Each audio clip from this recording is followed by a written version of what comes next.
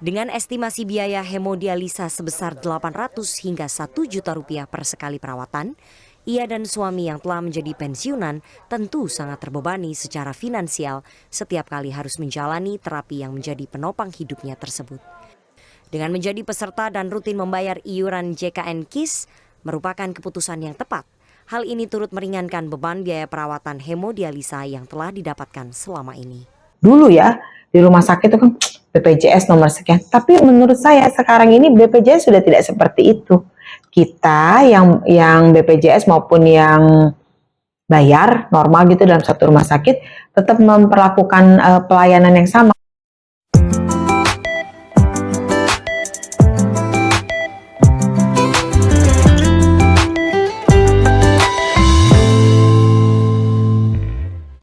Salam saudara, kita berjumpa lagi dalam Redemption Issues, dan kali ini kita membahas topik jadilah peserta BPJS yang cerdas.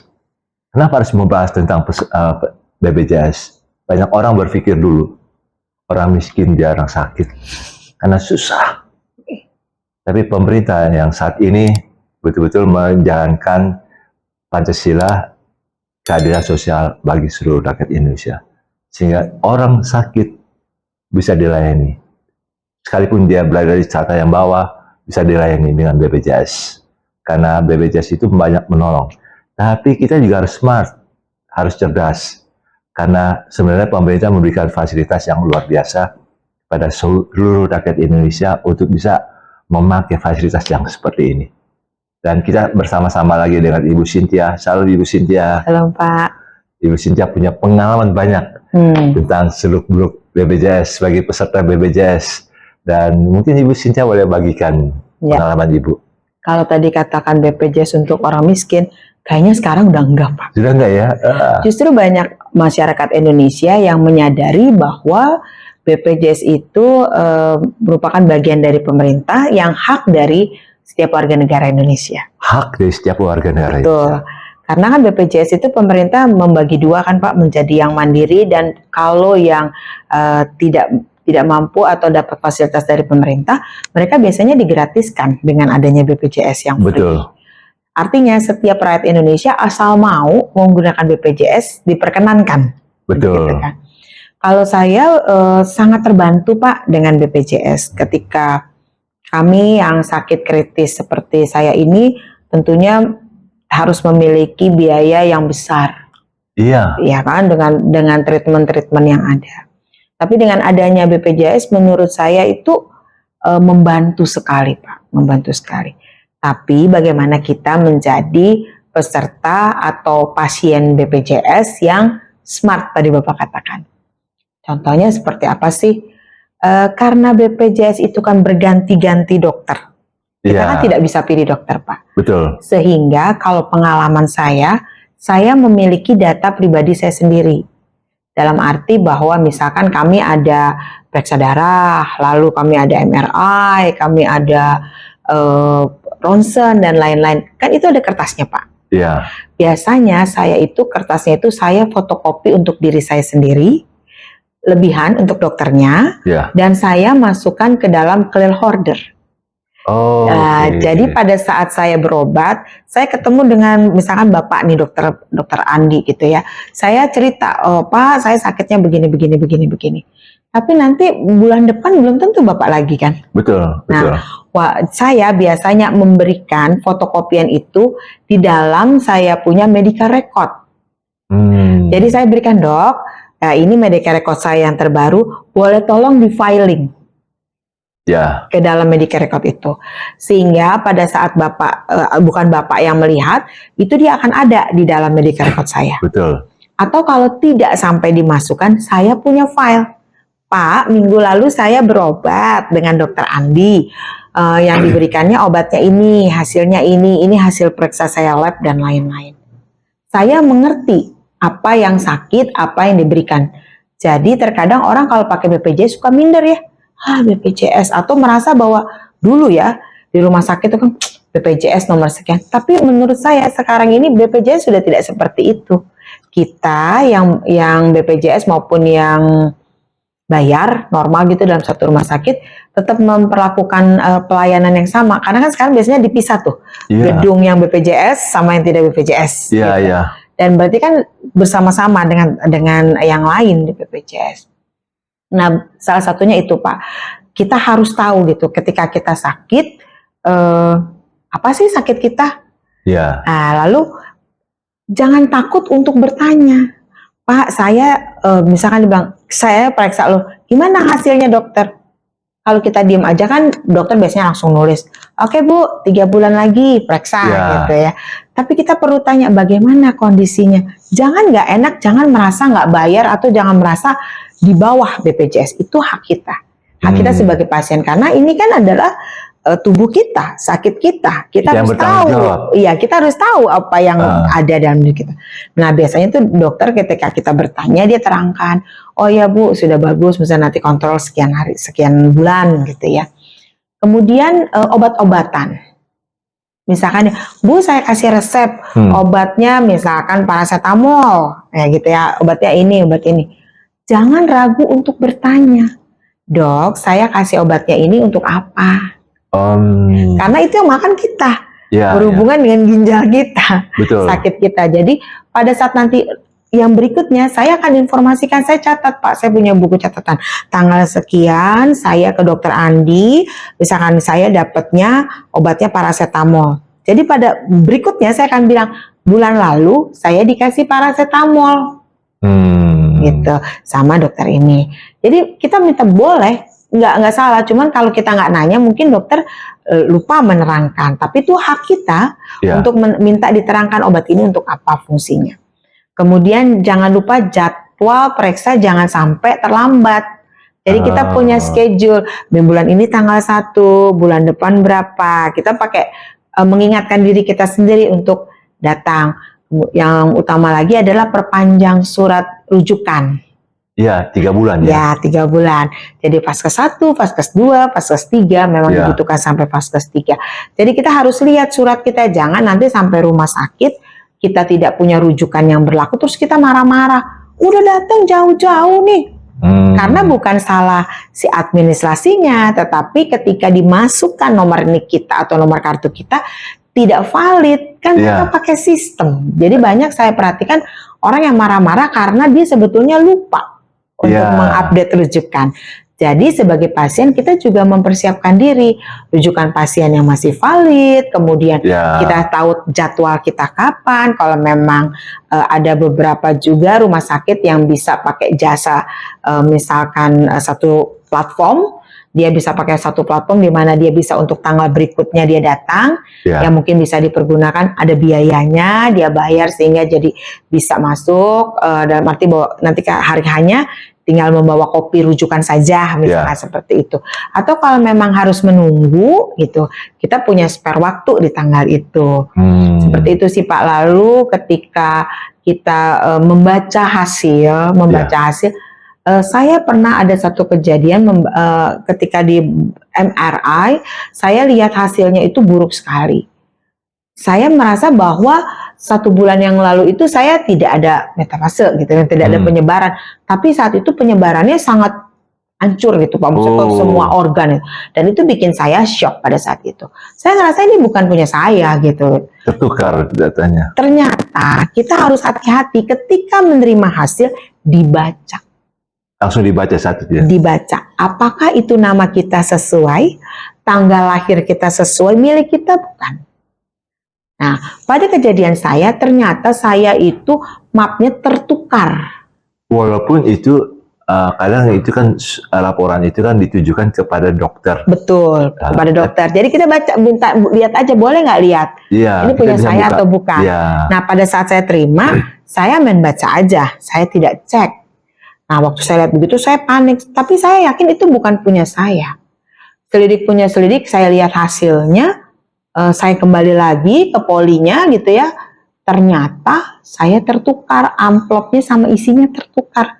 Hal sepele mungkin, tapi buat saya si pasien, kalau saya tidak mendapatkan data yang benar atau valid, artinya saya akan di treatment yang berbeda.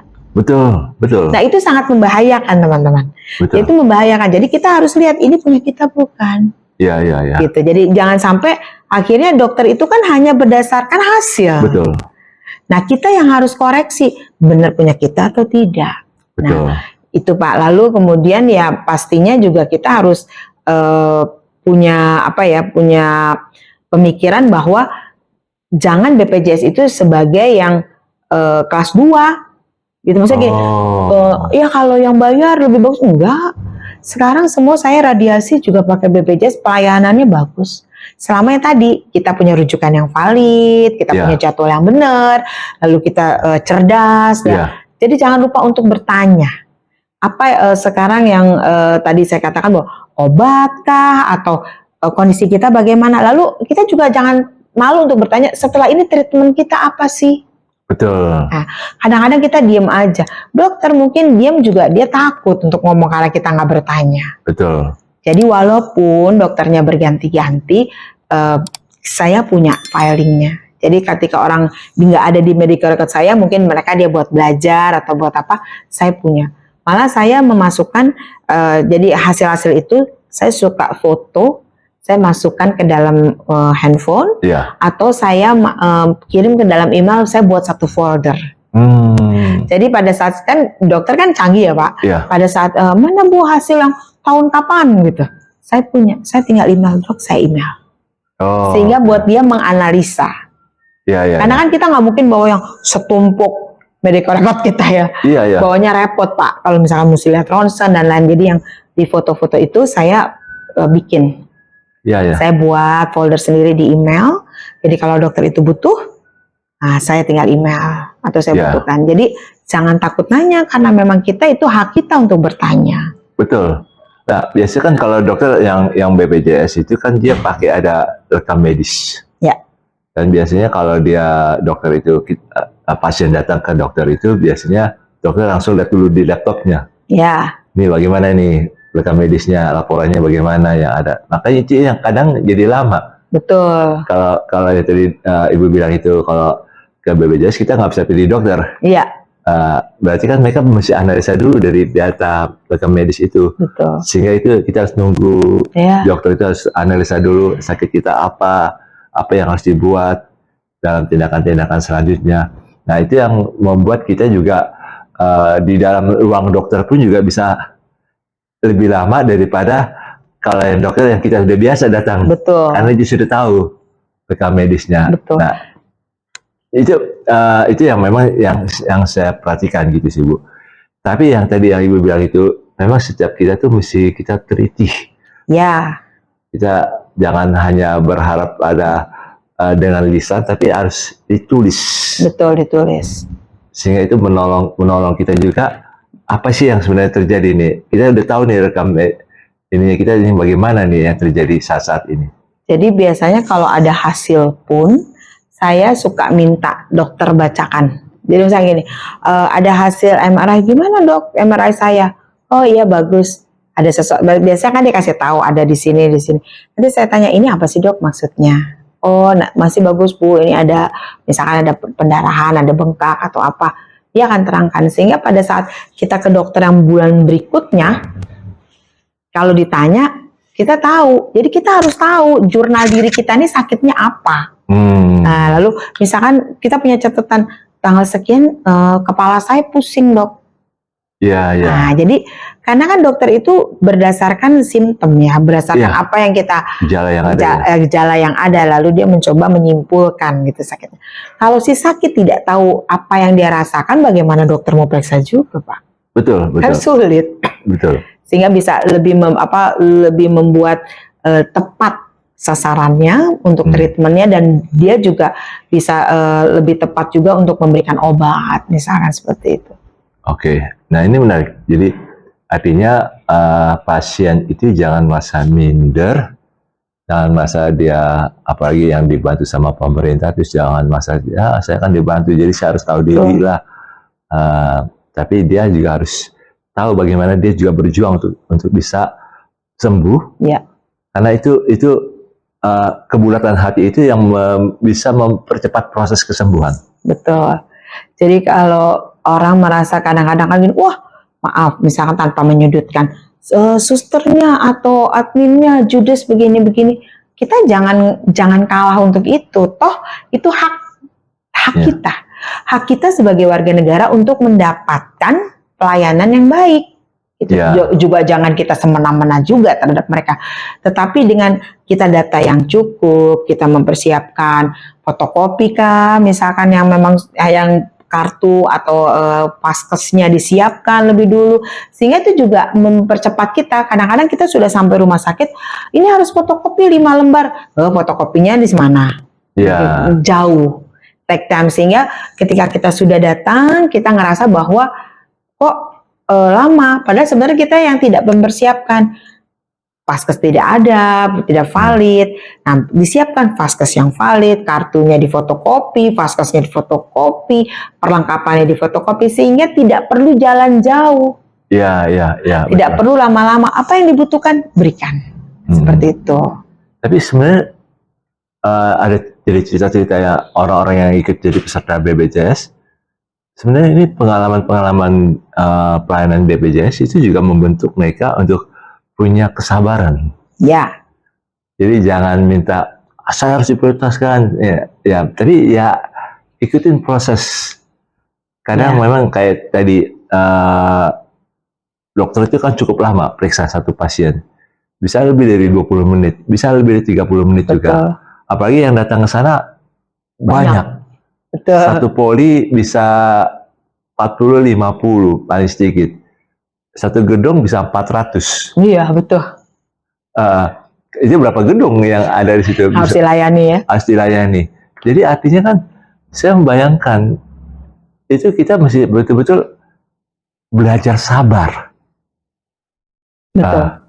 Memang sih kalau misalnya harus tahan lapar, ya sudah bawa makanan dari rumah. Ya, Kalau udara AC-nya dingin sekali, udahlah bawa jaket dari rumah. harus prepare Pak. Jadi kalau BPJS itu kan tidak mungkin tadi seperti Bapak bilang bahwa banyak orang yang pakai BPJS, sehingga kita tidak bisa merasa kita harus prioritas, kan nggak ada BPJS betul. prioritas gitu ya. Betul. Tapi bagaimana si pasien ini mempersiapkan dirinya? Betul Pak.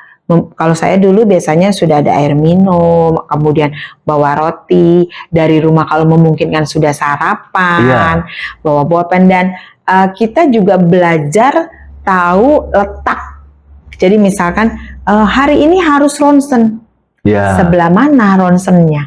Kita harus tahu tuh, kalau kita pas lagi nunggu, biasanya saya suka jalan, oh ronsen nih sebelah sini, lalu kita mesti MRI gitu ya, misalkan kita mesti cari tempatnya, sehingga kita tidak punya waktu yang lama-lama. Ya. Kalau kita mesti cari, nggak ngerti di mana ya, di ujung, belajar aja sambil nunggu itu. Ya, Kan tanya satpamnya atau tanya satpam, sehingga kita tahu. Atau misalkan hari ini kita terakhir periksa, bulan depan kita mau ada treatment lagi, ya. radiologi, ya jalan dulu cari radiologinya dari mana, dari admin itu kemana radiologinya. Ya, betul. Jadi maksud saya jangan menyalahkan BPJS itu lama, ya yang diurusnya bukan kita aja, Iya. jutaan orang rakyat Indonesia yang diurus, dan nggak mungkin semuanya dengan pelayanan yang serba cepat.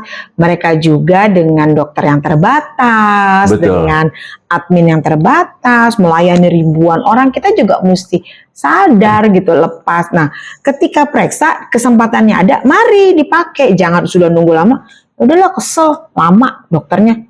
Ya nggak gitu juga gitu Iya, ya. Sehingga kita tidak tahu nih, kita pulang tidak membawakan bagaimana sih progres sakit kita, nggak tahu gitu. Ya jangan sampai kita, oh ini saya udah nunggu lama, udah bosan di rumah sakit. Iya. Ya, terus waktu ketemu dokternya, saya mau cepet-cepet aja. Harus panjang sabar Panjang gitu sabar ya. Panjang sabar, karena kita juga sama-sama saling membutuhkan.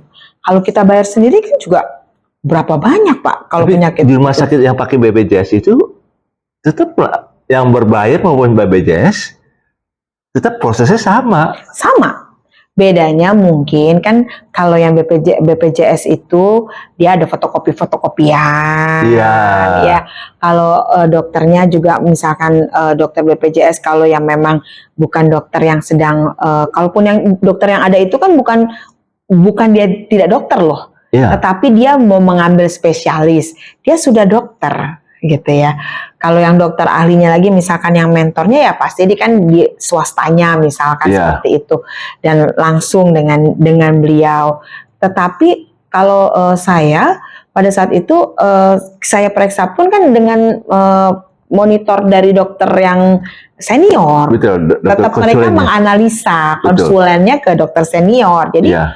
nggak masalah sebetulnya. Bahkan dokter yang lagi belajar itu pun juga lagi berspesialisasi, pasti dia berkonsultasi dengan dokter Pasti konsulen. berkonsultasi, Pak. Kita punya medical record pun pasti akan dilaporkan. Dilaporkan ini bagaimana gitu sih. Ya, jadi bukan orang yang belum jadi dokter, tapi sudah jadi dokter, Sudah. mengambil spesialis. Ada standarnya lah. Ada standarnya, Pak. Untuk bisa periksa Betul, dokter, betul. untuk bisa periksa pasien, harus sudah ada standarnya nih. Apa yang harus dilakukan nih? Ya. SOP-nya ada gitu lah. Ada. Jadi jangan berpikir BPJS jelek, enggak. Termasuk saya lihat perawatnya sama yang ini pasien-pasien yang di luar ini, itu juga sudah terlatih juga. Ya pasti dilatih, Pak, karena memang kalau untuk yang pasien-pasien yang mau melayani, biasanya untuk perawat yang mendampingi dokter-dokter yang akan spesialis gitu ya, atau yang konsulen tadi, tentunya perawat-perawat yang terlatih, bukan perawat-perawat yang baru mulai belajar gitu. Bukan belajar juga, mereka yang sudah terlatih, biasanya yang sudah pernah di apa namanya di ruangan. Iya. Ya memang terlatih mereka. Karena ada dulu satu rumah sakit yang terkenal horornya. Artinya suster galak-galak, judes-judes lama. Sekarang dengan adanya sistem yang bagus ini online dan semua sudah dilatih baik, jadi rumah sakit ini sudah terjadi perubahan paradigma. Susternya baik, ramah, melayani, membantu. Termasuk waktu pasien, termasuk waktu rawat jalan maupun rawat inap juga. Nah itu yang saya lihat, wah ini BPJS betul-betul mengubah banyak pelayanan masyarakat ini, pelayanan kesehatan terhadap masyarakat. Jadi sebenarnya kita bersyukur ya adanya BPJS. Oh sangat bersyukur Pak, sangat terbantu, terutama untuk kami yang sakit kritis, nggak murah dan panjang. Betul. Dan panjang.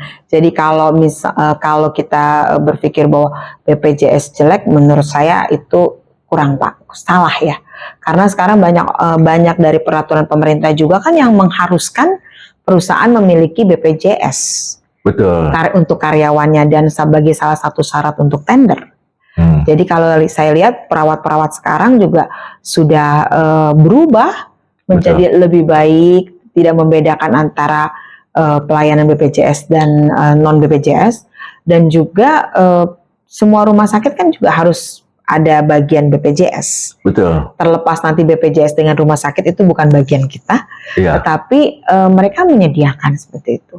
Mereka menyediakan untuk melayani ini. Jadi orang yang BPJS kalau misalnya ada sesuatu yang darurat, pergi aja ke IGD Pak, pakai kartu BPJS. Betul. Jadi ada beberapa syarat Pak yang bisa tanpa vaskes. Misalkan dia memang kondisi yang sudah darurat ya, dia sesak napas atau dia HB-nya sudah rendah, ada pendarahan dan lain-lain, itu bisa ke IGD terdekat. Tetapi tentunya dengan SOP apakah dia perlu dirawat atau tidak nanti dari IGD itu sendiri. Tapi dalam kondisi darurat.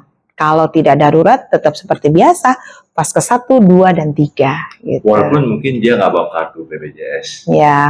Apalagi yang baru-baru saya lihat video yang sedang viral itu, yang dari BPJS bilang, kalaupun juga nggak bawa kartu BPJS, nggak ada aplikasi di handphone, nggak bawa handphone, masuk dulu, kayak daftar NIK aja dulu. Ya, karena ini kan connect dengan BPJS. Betul. Semua ya Pak ya. Semua. Jadi saya lihat, wah, ini bagus sekali cara memperhatikan, mempermudah. Beberapa rumah sakit swasta juga BPJS-nya bagus-bagus Pak. Ada beberapa rumah sakit swasta yang dia memberikan BPJS seperti Siloam, seperti itu ya. Dia juga BPJS-nya bagus, tempatnya bagus, ruangannya bagus, dan teratur. Teratur bagus. Saya ini operasi katarak dua-duanya pakai BPJS, rumah sakit swasta. Dan memang itu membantu, pelayanannya juga sangat baik, dokternya juga sangat baik. Waktu berobat jalan pun juga, rawat jalan pun juga, suster-susternya juga tanggap dan melayani dengan baik, dengan positif lah istilahnya. Artinya semua bisa dilayani dengan baik, tanpa apa ya, tanpa dipilih-pilih. Ya. Jadi semua dilayani dengan sama, semua sama itu. Jadi memang sebenarnya BPJS itu sangat menolong. Ini Betul. bukan berarti kita mempromosikan BPJS ya, tapi masyarakat harus teredukasi dengan baik. Jangan takut. Jangan takut pakai BPJS, juga jadi yang cerdas. Jangan kalau nggak mau lama ya disiapkan gitu. Terus mesti panjang sabar ya. Jadi harus, kalau memang harus ikutin, belum mengerti, tanya. Ya kadang pasien kan begini, aduh dokter itu nggak bikin sembuh. Ya kamu nggak kasih tahu sakitmu apa, simptommu apa, sehingga dia lama gitu kan. Atau mereka orang pengennya semua serba dirawat, ya kan nggak begitu juga. Mungkin ada yang lebih parah dari kita yang perlu tempat itu untuk dirawat. Karena kan BPJS juga rumah sakit punya kapasitas untuk BPJS-nya berapa persen mungkin seperti itu. Jadi mari kalau saya bilang sih tetap sama-sama untuk kita juga mempersiapkan diri. Ya ketika kita mau melakukan BPJS kita jangan minder, kita jangan ngerasa itu jelek, karena itu asuransi kan sebetulnya. Betul. Itu asuransi untuk kita. Iya, asuransi kesehatan buat kita gitu dari pemerintah. Jadi jangan ngerasa nggak bayar atau bayarnya murah, tidak. Tapi kita bisa memakai jasa itu, atau kita bisa memakai pelayanan itu untuk berobat. Sekarang banyak Pak, untuk kacamata pun bisa dapat. Iya, gigi. Ya, gigi, kacamata itu sangat membantu, terutama untuk anak-anak sekolah kan Pak. Yang memang dia sudah penglihatannya kurang gitu, sehingga dia bisa dapat. Kalau nggak salah, kalau kacamata itu yang kelas 1 300, kelas 2 250, kelas 3 200. Itu sangat membantu Pak. Sangat membantu, terutama untuk anak-anak yang baru belajar sekolah ini sekarang pakai laptop terus ya Pak. Iya, dulu kan waktu matanya rusak ya. Itu kan harus online terus. Dan saya bilang sih sangat membantu sekali pakai BPJS. Tapi kita ya tadi itulah Pak, persiapan. Harus persiapan, mempersiapkan semuanya dengan baik, sehingga tidak saling bilang oh ini lama, oh ini kita nggak dilayanin. Kalau kitanya marah-marah juga kan nggak bagus. Tapi kalau kita menjalani sesuai prosedur SOP-nya dari BPJS, semuanya lengkap, apa yang mau dimarah-marahin? Ikutin aja prosedurnya. Di Rumah Sakit Cipto sendiri aja banyak kan untuk pelayanan admisinya BPJS itu berapa? 25 atau 30 loket. Cepat. Betul. Cepat, lebih cepat sekarang. Atau ada beberapa juga rumah sakit yang pelayanan BPJS-nya seperti, kalau saya nggak salah di Hermina itu dia bisa pakai online juga. Telepon seperti itu datang, jadi sudah ada nomor. Itu sangat baik. Wah, luar biasa ini. Jadi kita bersyukur kalau pemerintah yang ada ini saat ini memperhatikan kesejahteraan rakyatnya, dan kita sebagai rakyat Indonesia kita harus pakai. Betul. Menggunakan dengan cerdas, tapi juga jangan lupa ya, kalau yang mandiri ya tetaplah bayar. Bayar ya. Yang belum bayar ada program rehab sekarang. Ya, tapi kami ini bukan petugas dari BPJS. Ya, tapi kami merasakan pengalaman memakai BPJS. Jadi paling tidak masyarakat Indonesia ini bisa cerdas memakai fasilitas yang ada untuk kesehatan bersama. Kalau kita sehat, negara ini juga sehat. Betul. Setuju Pak. Jadi yang kita coba bangun bersama-sama. Sebenarnya kita pakailah kesempatan yang ada ini dengan sebaik-baiknya, karena Tuhan sudah memakai pemerintah kita untuk kesejahteraan masyarakat. Jadi kita pakai dengan baik. Jangan ragu untuk memakai fasilitas kesehatan yang ada untuk kita bisa menjaga kesehatan yang ada ini. Firman Tuhan adalah kita bagi kaki kita dan terang bagi jalan kita. Tuhan Yesus memberkati. Salam.